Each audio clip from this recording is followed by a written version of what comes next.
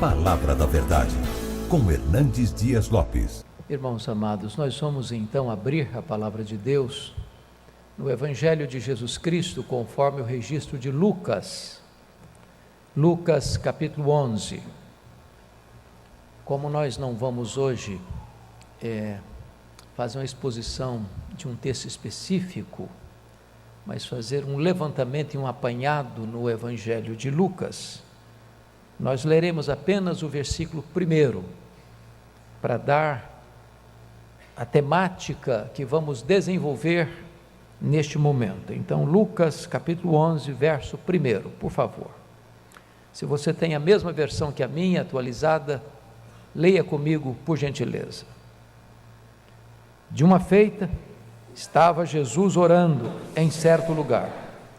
Quando terminou, um de seus discípulos lhe pediu: Senhor, ensina-nos a orar, como também João ensinou aos seus discípulos. Eu quero tratar com vocês hoje, irmãos, sobre a oração. A oração como a chave do poder espiritual.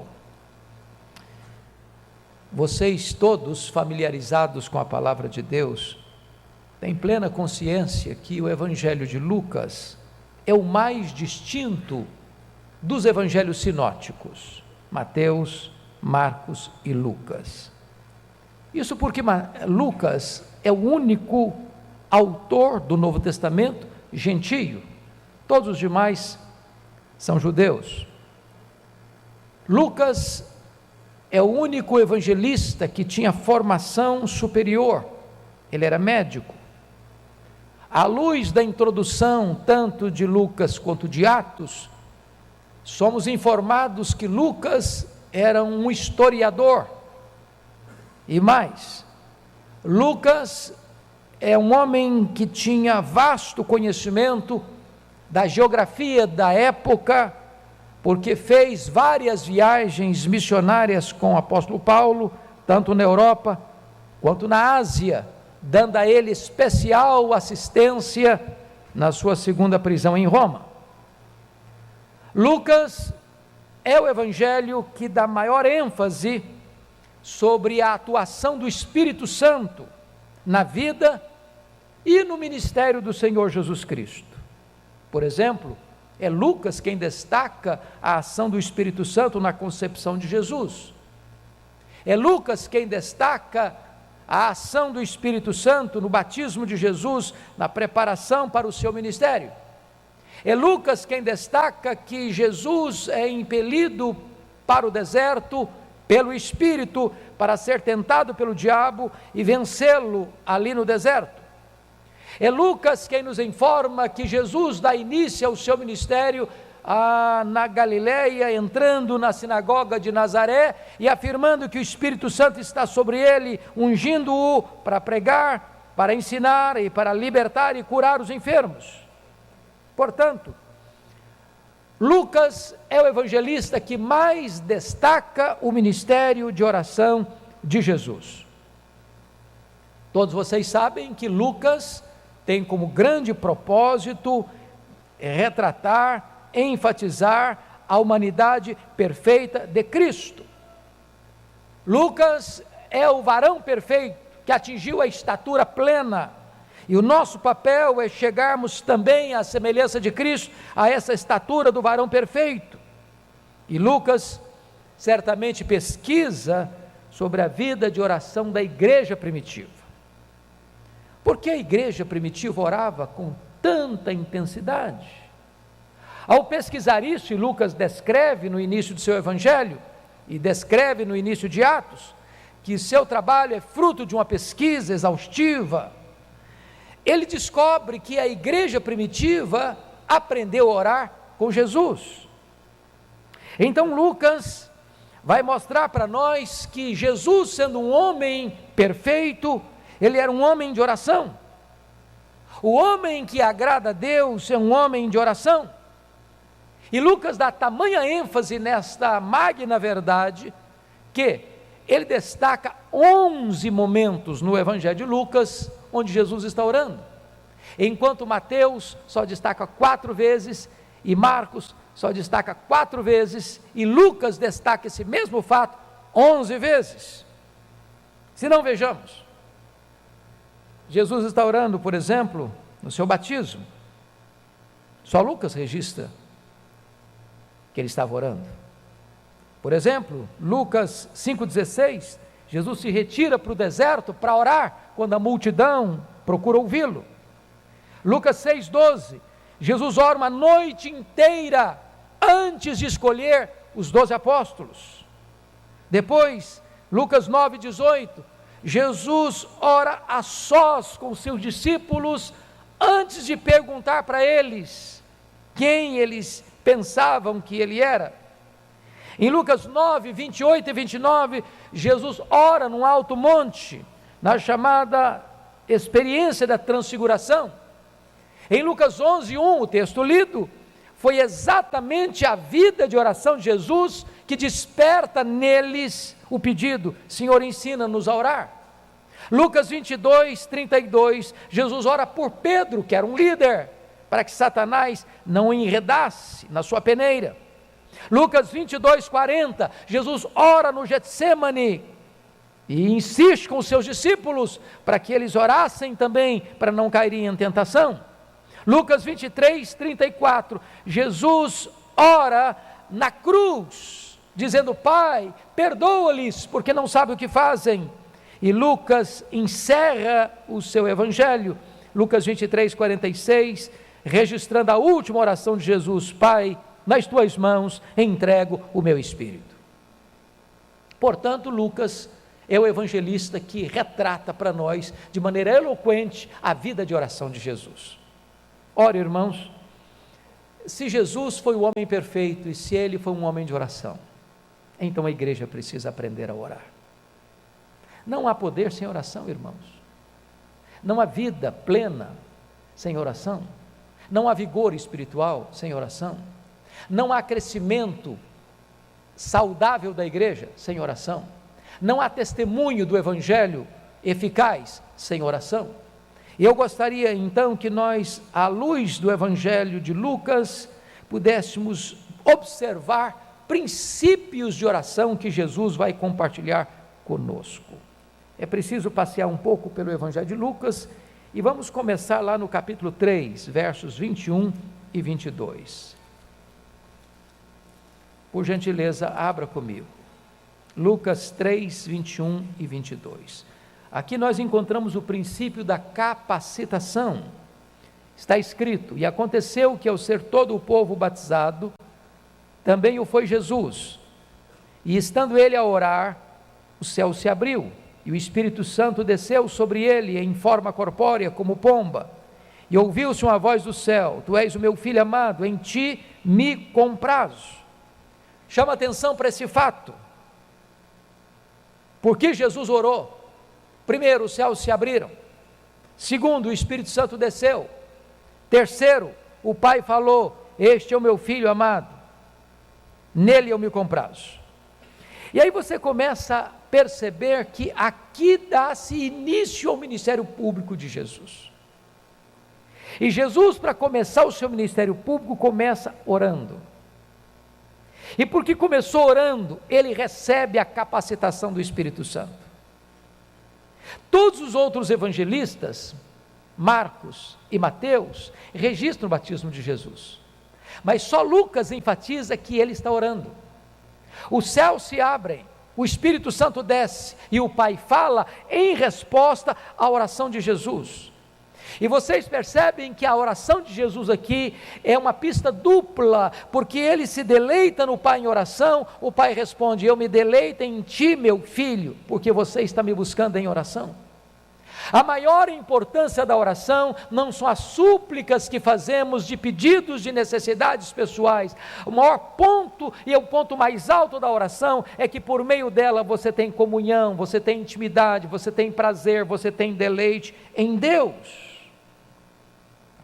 Agora pare para pensar uma coisa: se Jesus recebe o Espírito Santo quando ele está orando, eu pergunto a vocês, quando é que a igreja recebeu o Espírito Santo? A igreja recebeu o Espírito Santo quando ela estava orando. Isso aconteceu no Pentecoste. eles estavam 10 dias orando, e porque eles estavam orando unanimemente, perseveraram nessa oração, depois de 10 dias de oração unânime e ininterrupta, o Espírito Santo desceu com grande poder sobre eles. Sabe o que significa isso, meus irmãos? Não há avivamento para a igreja, a não ser que a igreja busque a Deus em oração. É quando a igreja ora, e é quando a igreja suplica, é que os céus se fendem, é que o Espírito Santo desce, e é que a igreja recebe poder. A igreja não terá poder para cumprir a sua missão, a não ser que a igreja também ore.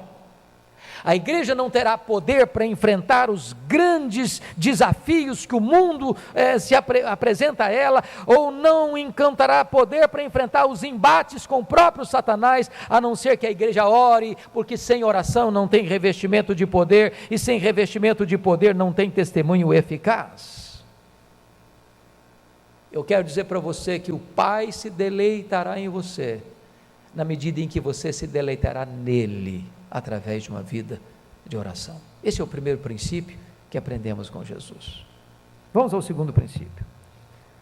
Lucas 5, por favor, versos 15 e 16.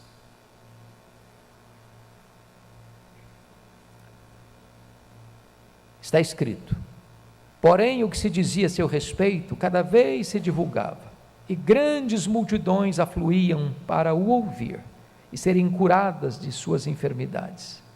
Ele, porém, se retirava para lugares solitários e orava.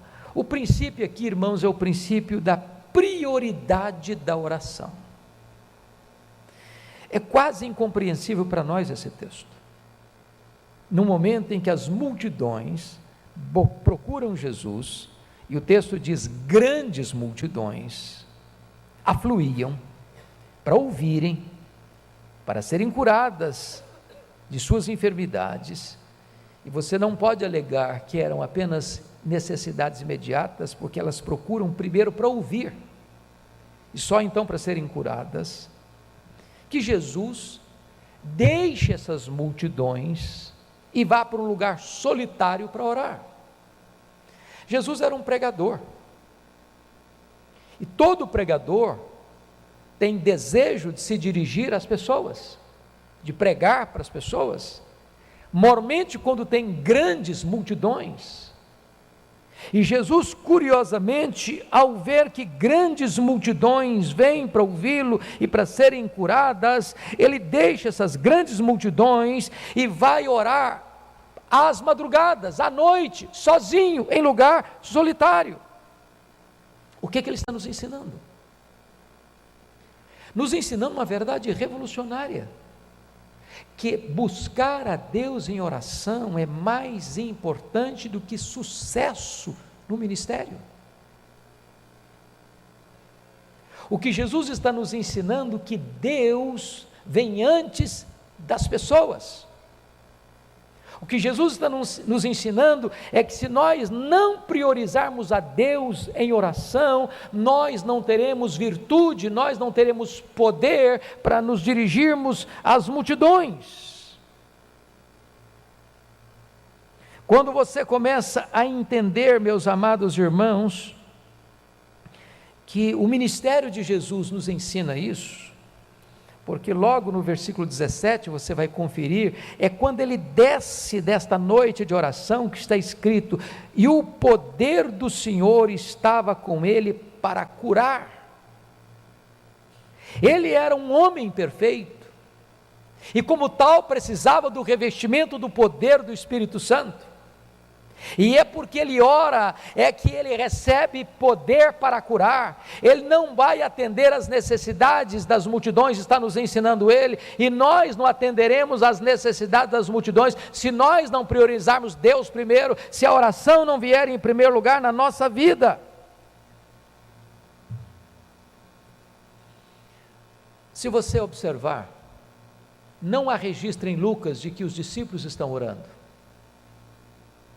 mas quando você abre o livro de Atos, você vai entender que os discípulos estão orando. E por que estão orando? Porque aprenderam com Jesus.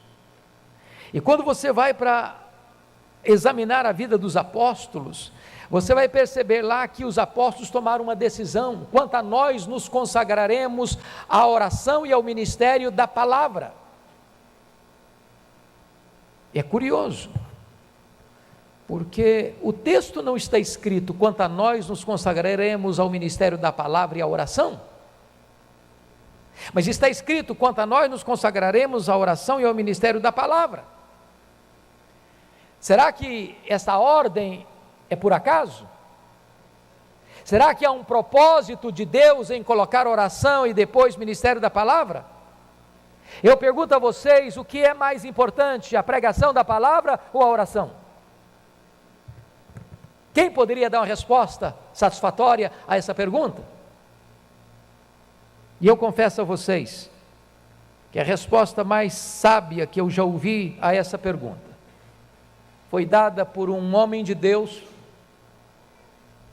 que está pregando exatamente hoje na abertura do Congresso de Avivamento em São Paulo, Dr. Yu, e ele disse que Deus valoriza tanto a sua palavra, Deus dá tanta primazia e supremacia à sua palavra, que ele colocou oração primeiro. Sabem por quê? Porque se você não for um homem e uma mulher de oração, não haverá virtude nos seus lábios para pregar a palavra de Deus. Não é o nosso conhecimento, não é a nossa técnica de comunicação, não é a nossa eloquência, é o poder de Deus. É o poder de Deus, irmãos. Se nós não tivermos poder do Espírito Santo, nós seremos como um Giazi, o cajado não terá poder na nossa mão. Se nós não tivermos poder, como diz o Dr. Billy Graham, os nossos lábios serão lábios de barro. Se nós não tivermos poder, não terá a verdade que aquela viúva disse para Elias: agora eu sei que a palavra do Senhor na tua boca é verdade. Quantos sermões já ouvimos, que endurecem ainda mais o nosso coração? Quantas palavras nós já ouvimos, que entra por um ouvido e sai pelo outro? Quantas dezenas e centenas de mensagens já pregamos, ou quantas delas já ouvimos, e isso não toca nem o nosso próprio coração? Por quê? Porque fomos infiéis na doutrina? Porque não pregamos o Evangelho? Porque pregamos heresias? E a resposta é não. Pregamos o Evangelho, pregamos a sã doutrina, mas faltou-nos o poder, faltou-nos a unção, e o poder e a unção vêm-nos por meio da oração, e Jesus nos ensina isso. Antes de termos sucesso na pregação, nós precisamos ter vitória na oração. Essa é a prioridade que Jesus está nos ensinando. Mas vamos ao terceiro princípio. Abra comigo, por favor, Lucas 6, 12 a 13. Está escrito assim: naqueles dias retirou-se para o monte a fim de orar, e passou a noite orando a Deus. E quando amanheceu, chamou a si os seus discípulos, e escolheu 12 dentre eles, aos quais deu também o nome de apóstolos. Se você parar para perceber, esse texto aparece também em Mateus e também aparece em Marcos, mas só Lucas diz que Jesus passou a noite inteira orando para escolher os apóstolos. O que ele está nos ensinando?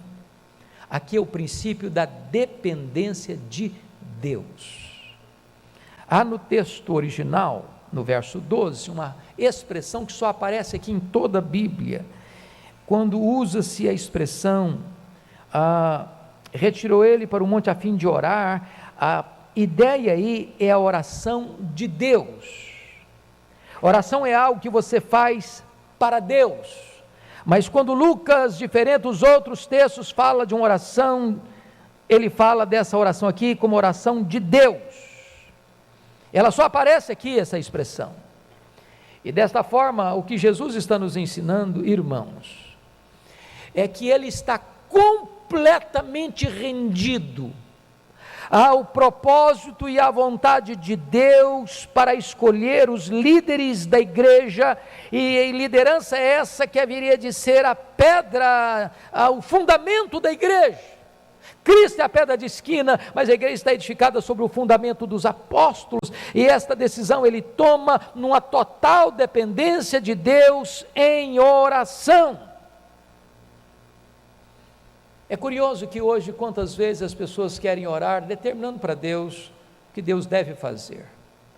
Oração não é determinar para Deus o que Deus deve fazer.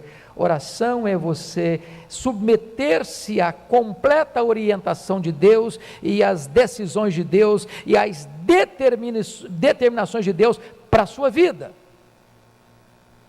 Por que 12 apóstolos? Por que não 10? Por que não 30? Por que não 100? Por que 12? Porque ele não escolheu os apóstolos no começo da reunião de oração ou à meia-noite? Por que ele escolheu os apóstolos apenas depois que o dia amanheceu, depois de uma noite inteira de oração? Jesus está nos ensinando um princípio da dependência de Deus nas decisões que vamos tomar. Esta igreja, conforme já foi dito hoje de manhã, está sendo convocada oportunamente para escolher diáconos e presbíteros. Nós pregamos hoje de manhã, à luz de Atos 14, que a igreja primitiva, ao eleger seus presbíteros, fazia isso depois de orar e jejuar. E Jesus está nos ensinando aqui que ele, sendo o homem perfeito, passa a noite inteira orando antes de escolher aqueles que deveriam ser os líderes da igreja. Que critérios deveríamos adotar? Dar o nosso jeito? Usar as nossas armas? Usar nossas estratégias? Tentar convencer nos corredores, não esse, não aquele? Ou deveríamos nós, com a boca no pó, diante do Deus Todo-Poderoso, em súplica fervorosa e ardente, em vigílias de oração, clamarmos a Deus: Deus, aponta aqueles que tu queres, escolhe aqueles que tu queres, aqueles que estão no teu coração. Deva ser essa a nossa postura, porque é isso que Jesus ensina a você e a mim e a nós nesta noite. Quarto princípio de Jesus, veja comigo por favor, Lucas 9, 18 a 20. Lucas 9, 18 a 20. Estando ele orando à parte, achavam-se presentes os discípulos, a quem perguntou: quem dizem as multidões que sou eu? Responderam eles: João Batista, mas outros Elias, e ainda outros dizem que ressurgiu um dos antigos profetas. Mas vós, perguntou ele, quem dizeis que eu sou? Então falou Pedro e disse: és o Cristo de Deus. Você sabe que este texto está registrado também em Mateus e Marcos, mas somente Lucas diz que Jesus, nessa conjuntura, está orando. E por quê?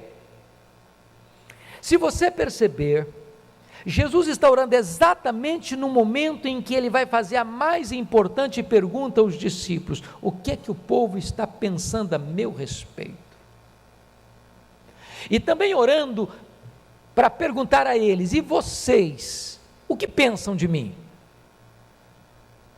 O que significa isso, irmãos? Se você observar o contexto, logo antes desse fato, Jesus havia alimentado uma multidão. Qual foi o resultado? A multidão quis fazer de Jesus um rei político, um Messias terreno, apenas para resolver os seus problemas imediatos, de pão, de curas. Jesus está orando. Por quê? Porque é pela pregação do Evangelho, mas como resultado da oração, é que as pessoas têm seus olhos abertos para compreenderem de fato quem é Jesus. Talvez, meus irmãos, nós temos falhado num ponto. Nós temos divorciado evangelização de oração. Testemunho do evangelho de oração.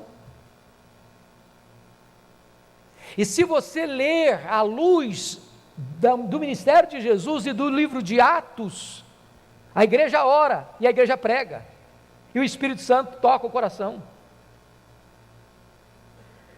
É curiosíssimo que Jesus esteja orando exatamente nesse contexto, e você só pode saber então por que ele está orando. Ele orou para que os discípulos soubessem que tipo de pessoa ele era.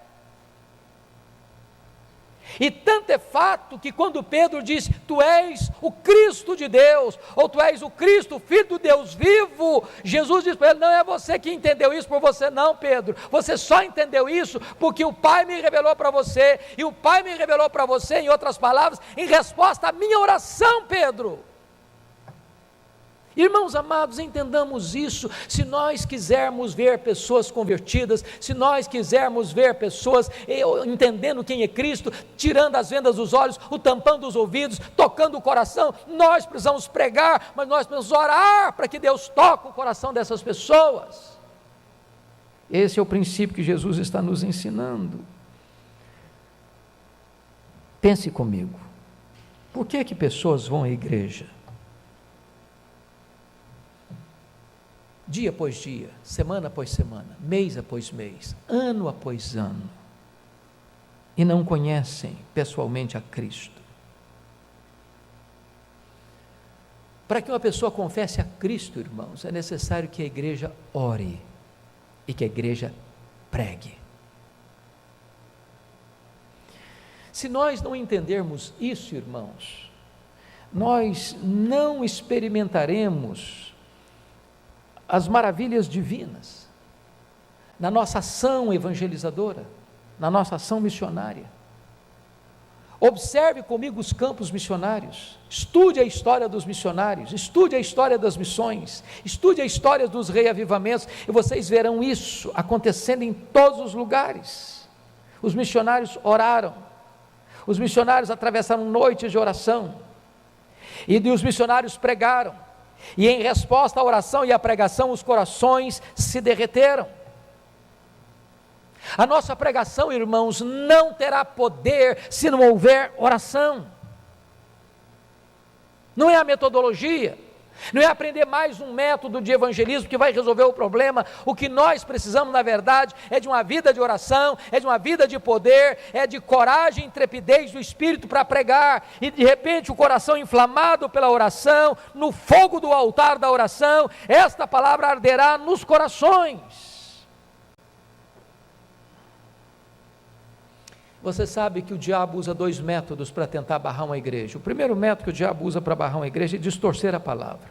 Onde não tem sã doutrina, onde não tem evangelho genuíno, não tem igreja que cresça de forma saudável.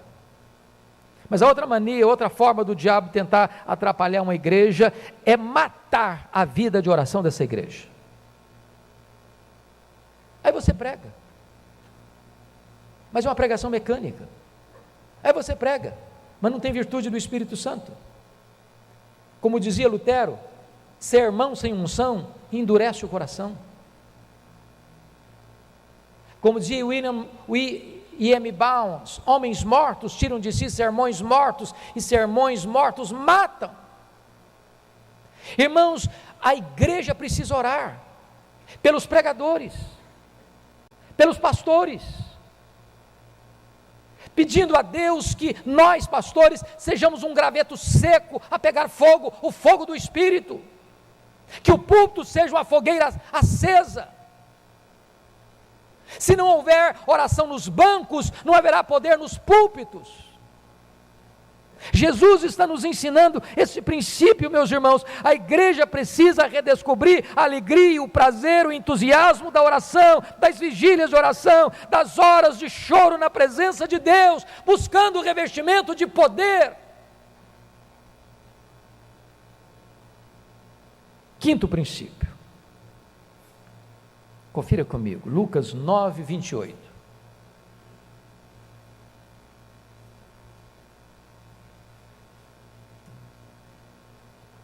Está escrito: cerca de 8 dias depois de proferidas estas palavras, tomando consigo a Pedro, João e Tiago, subiu ao monte com o propósito de orar. Notem mais uma vez comigo que Mateus registra a transfiguração, Marcos registra a transfiguração, mas só Lucas diz que ele subiu esse monte para orar. Só Lucas. E por que ele orou? Algumas coisas aconteceram. Primeiro, ele foi transfigurado na presença dos discípulos. Seu rosto brilhava como o sol, suas vestes como a luz. Porque ele orou, diz a Bíblia, que a glória de Deus entrou na sua face, na sua roupa, no seu corpo.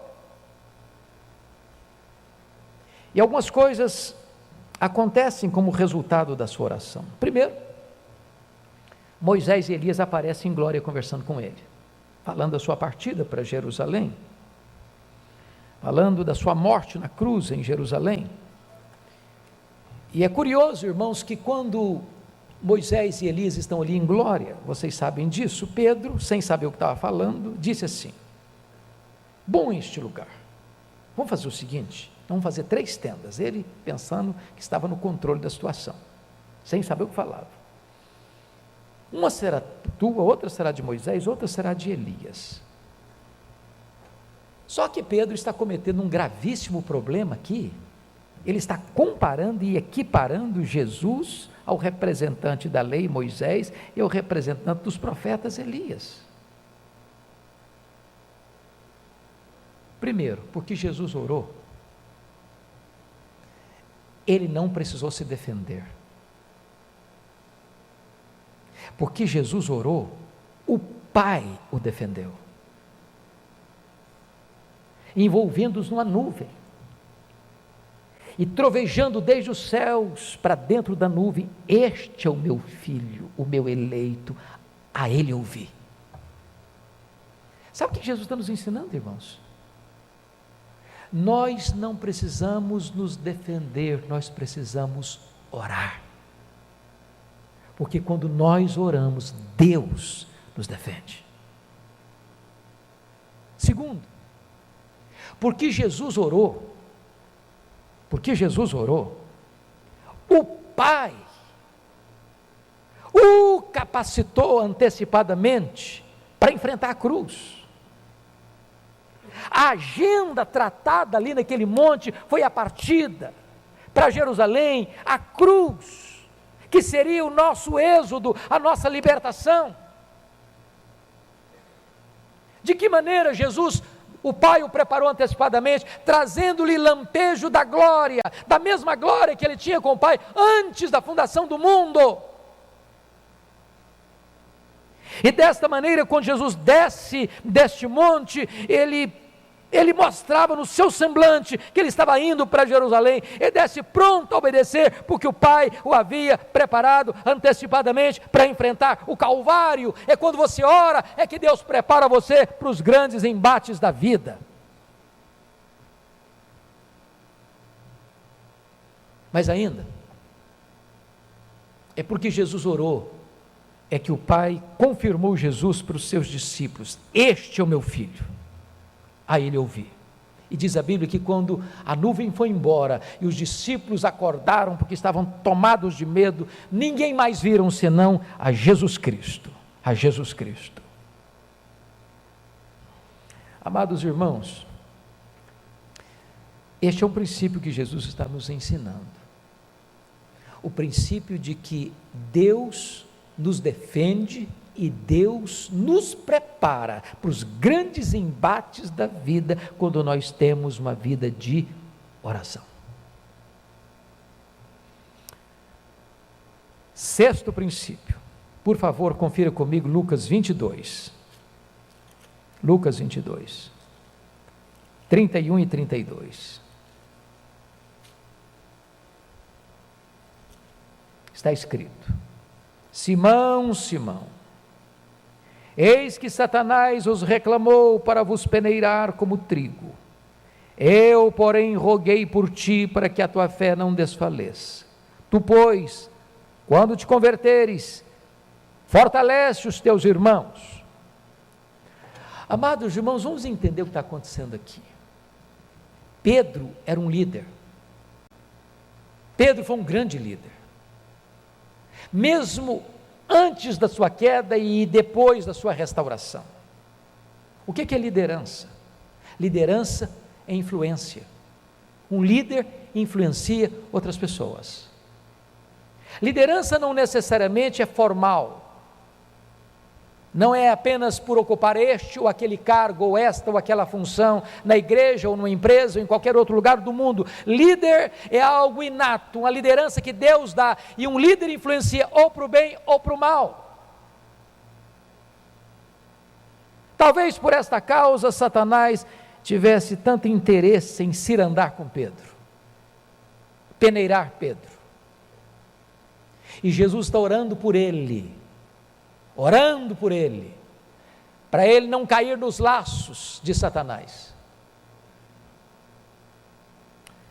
Quando você olha a liderança de Pedro, ela fica muito clara, lá em João 21, quando Pedro chega lá no mar da Galileia e vai com os seus colegas, discípulos, debaixo da orientação do próprio Cristo ressurreto, que deveria encontrar com ele lá na Galileia.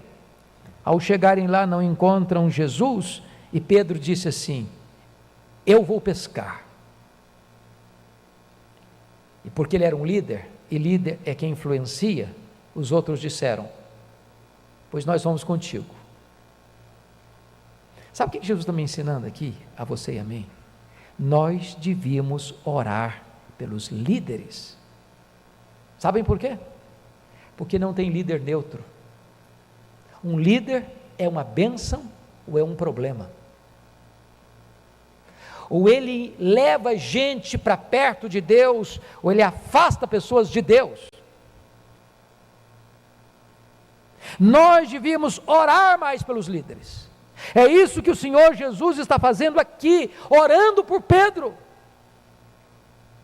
para que ele não caia nessa peneira do diabo, para que ele use a sua liderança para o bem e não para o mal.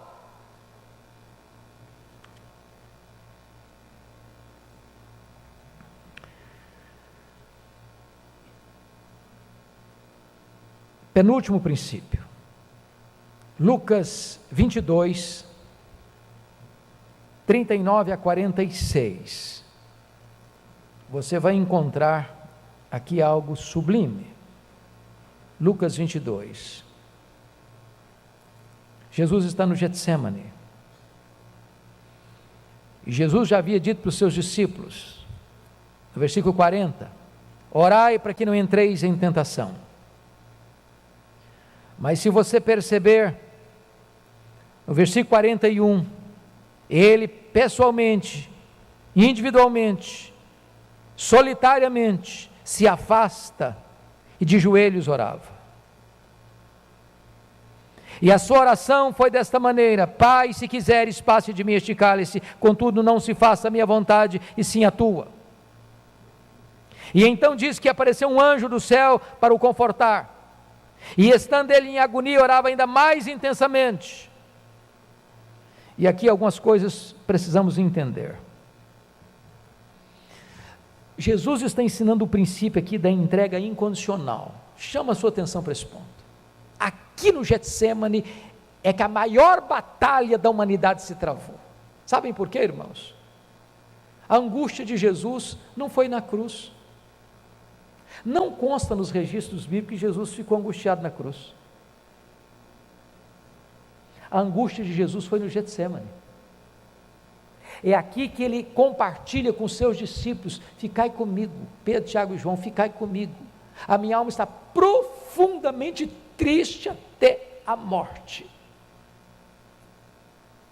E no que estava a angústia de Jesus? O cálice. Que cálice? Cálice amargo. O que tinha nesse cálice? A santa ira de Deus. Este cálice é a ira de Deus contra o seu e o meu pecado. E ele, sendo santo, santo, santo, precisou sorver cada gota desse cálice, ao se fazer pecado por nós, ao se colocar no nosso lugar, ao assumir o nosso lugar, ao se dispor a carregar no seu corpo o nosso pecado. Essa foi uma batalha tão dura, que diz Hebreus 5,7, que ele fez isso com forte clamor e lágrimas. Jesus chorou de soluçar, Jesus chorou de molhar o chão, a agonia dele foi tal, que diz o texto que o seu corpo ficou exausto, e foi preciso que um anjo de Deus viesse para confortá-lo, para fortalecê-lo, não para desistir da oração, mas porque a oração ainda teria que ficar mais renhida e mais intensa ainda, porque o anjo vem, depois do segundo período de oração, para o terceiro mais renhido, onde a luta seria agora de sangrento suor. E ele ora com lágrimas, ele ora com choro, ele ora suando, ele ora sangrando, ele ora clamando. E se você vai para o original, você vai notar que a palavra agonia, versículo 44, e estando em agonia, orava mais intensamente. Essa palavra agonia aí, é a palavra da oração de guerra, porque esta palavra é uma palavra do mundo atlético, das Olimpíadas, dos 100 metros rasos, e você que gosta de Olimpíadas, e vê que a modalidade mais aguardada é a corrida dos 100 metros, onde um atleta emprega toda a sua força, todos os seus músculos, toda a sua energia nessa corrida, e foi desta maneira que Jesus emprega todo o seu ser, toda a sua força, toda a sua energia, toda a sua alma, tudo que ele tem nesta oração. Para quê? Para se submeter à vontade do Pai, não para fazer a vontade dele. O que ele está nos ensinando? Nós devíamos aprender a orar até em agonia, não para fugir da vontade de Deus, mas para fazer a vontade de Deus. Depois que Jesus triunfa nesta oração e se levanta, não tem mais agonia nele, não tem mais angústia. Agora a turba está chegando, é ele quem se apresenta e pergunta: a quem buscais? A Jesus, Nazaré. Pois sou eu, caído por terra. A partir daqui ele está sendo cuspido e esbordoado no sinédrio, está firme como uma rocha. A partir daqui ele é levado ao pretório romano e é espancado, é humilhado, é vilipendiado, está firme, resoluto. A partir daqui ele caminha pelas ruas apinhadas de Jerusalém, sob os apupos e vaios, uma multidão ensandecida, e as mulheres estão chorando. Porque vocês estão orando por mim? Chorai por vocês mesmas, pelos filhos de vocês. A partir daqui ele é pregado naquela cruz e transforma aquele patíbulo de horror num palco para a glória de Deus e num instrumento para a nossa salvação, porque aqui, irmãos, ele venceu a batalha para fazer a vontade do Pai. A vontade do Pai. Rendição absoluta à vontade do Pai. Mas o último princípio que eu gostaria de partilhar com você é o princípio da oração como chave para a salvação. Confira comigo o capítulo 23.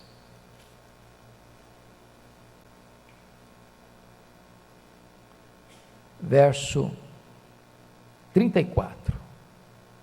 Contudo, Jesus dizia: Pai, perdoa-lhes, porque não sabem o que fazem. Agora, verso 42 e 43. E acrescentou: Jesus, lembra-te de mim quando vieres no teu reino. Jesus lhe respondeu: em verdade te digo que hoje estarás comigo no paraíso. Meus amados, é curioso que só Lucas registra essa oração de Jesus na cruz. E também é curioso que só Lucas registra a salvação deste ladrão na cruz. Qual é a conexão entre a oração de Jesus e o arrependimento e a salvação desse ladrão? Se você ler Mateus, os dois ladrões estão blasfemando de Cristo. O que é que aconteceu para que o ladrão da direita saísse da blasfêmia para o arrependimento? E quando você estuda o conjunto da obra de Lucas, da conexão entre oração e evangelização, entre oração e salvação, fica evidente para nós que foi a oração de Jesus: Pai, perdoa-lhes, porque não sabem o que fazem. Foi um instrumento para tocar o coração daquele homem, porque ele estava exposto à mesma realidade, pregado naquela cruz, com cãibras, com sede, com dores terríveis, com as pessoas zombando e escarnecendo, talvez o coração dele cheio de ódio, de rancor. E quando ele vê Jesus, docemente, sem mágoa, sem ira, orando, intercedendo em favor daqueles que o pregaram naquela cruz, isso mexe com a vida dele, isso toca o coração dele. Sabe o que significa isso para nós, irmãos? Se queremos ver os pecadores se convertendo, nós precisamos levantar um movimento de oração nessa igreja.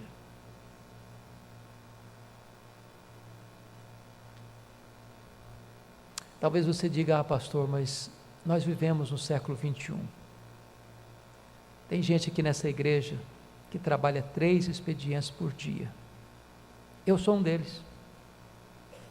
Eu trabalho 3 expedientes por dia, todo dia.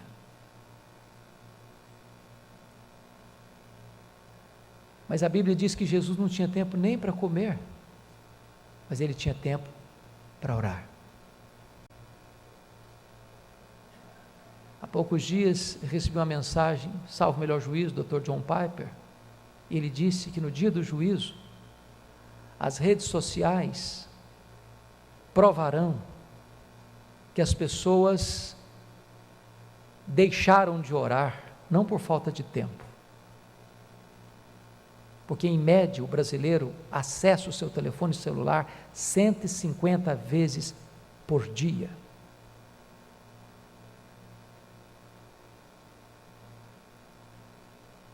Eu quero conclamar esta igreja a voltar ao seu primeiro amor, a voltar às suas vigílias de oração, a voltar às suas reuniões de oração, a voltar à sua vida devocional pessoal, se nós quisermos ver os milagres de Deus acontecendo. Já disse para vocês várias vezes que se nós presbiterianos não estamos crescendo como devíamos crescer, não é por falta de cabedal teológico, graças a Deus nós temos isso, é por falta de oração. A igreja presbiteriana da Coreia não é melhor que a nossa, eles não têm mais conhecimento que a nossa, mas a igreja que é mais nova do que a nossa, 28 anos, é mais de 10 vezes maior do que a nossa, em números. E quando eu olho isso, a única resposta que eu encontro e tenho é que eles oram mais do que nós. Não precisamos buscar em outra fonte, basta olhar para o nosso Salvador. Ele foi um homem de oração. E eu quero terminar com o versículo que nós lemos. Termos a humildade dos discípulos e perguntar e pedir para ele: Senhor Jesus, ensina-nos a orar. Ensina-nos a orar. Baixe a sua fronte, por favor.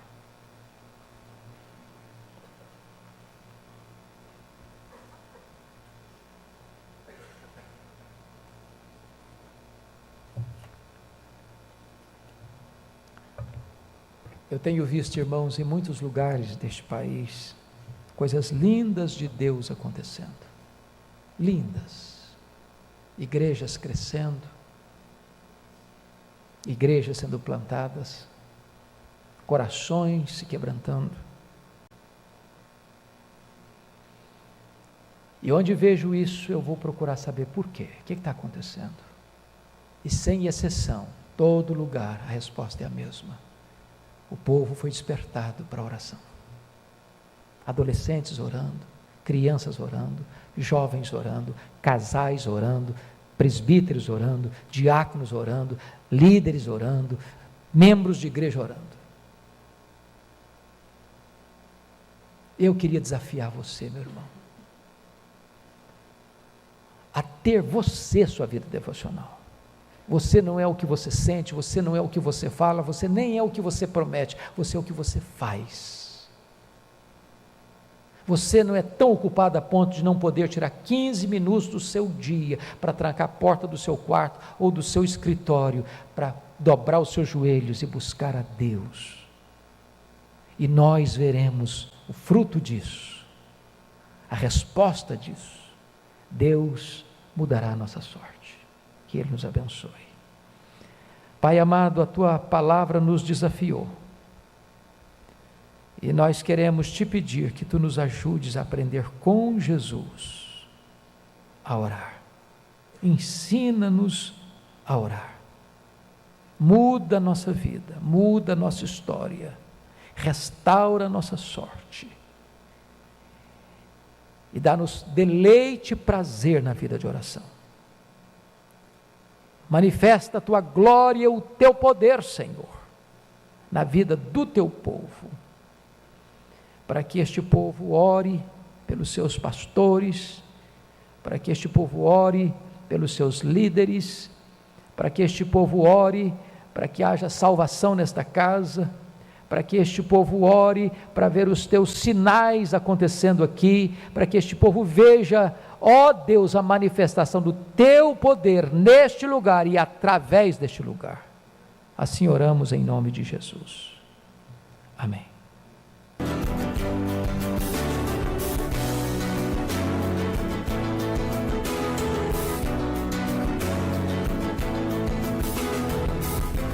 Palavra da Verdade, com Hernandes Dias Lopes.